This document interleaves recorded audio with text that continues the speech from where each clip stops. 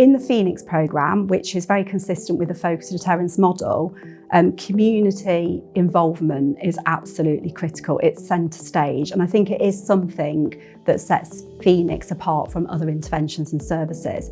And the reason why it's so critical is because serious violence happens in communities, it affects communities, and something that I think we sometimes forget is that communities hold a really big part of the solution in terms of supporting people to desist from violence and wider crime.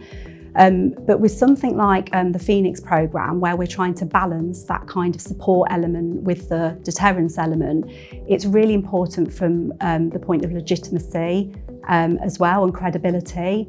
So we really need to be in a position where communities like services are saying really clearly that violence has no part in our communities, no place at all, and that actually this model is really important in terms of tackling that. So it's really important to have those conversations with communities from day one.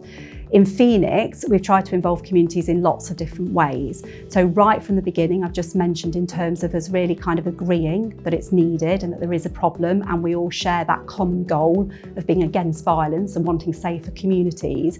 But we involved them in the design of the intervention as well.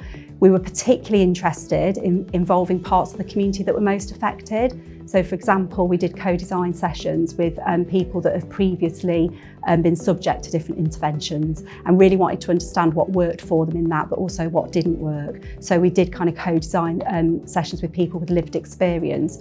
When we were mobilising the programme, we approached our different community partners to ask whether or not they'd be involved in the training programme for the team.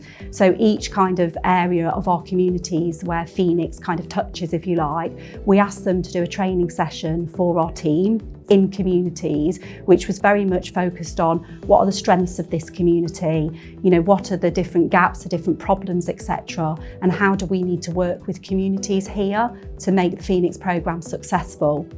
And then really importantly for me is communities are involved in the actual delivery. So we have a team of community navigators working in the team, co-located with police, probation and youth justice. We have a number of interventions that are delivered by community partners across Leicester and Leicestershire, which is really important to us. And also community venues are used all the time. So we don't deliver the programme from an office. We're co-located in an office. We deliver it where participants live.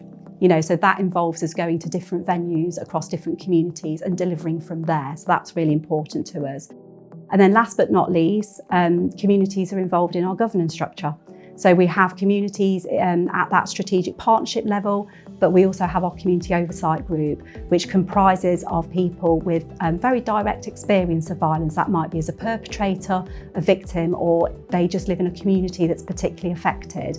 That's proven really important to us because they're able to offer us invaluable support and advice. A lot of our key elements of the design of the programme have come from that group, but also they scrutinise too. So they keep us on our toes. We take performance to them and ask for their views of how we're doing as well. So for me, communities is critical, but it's not about doing one or two things. It's about threading it through the entire programme.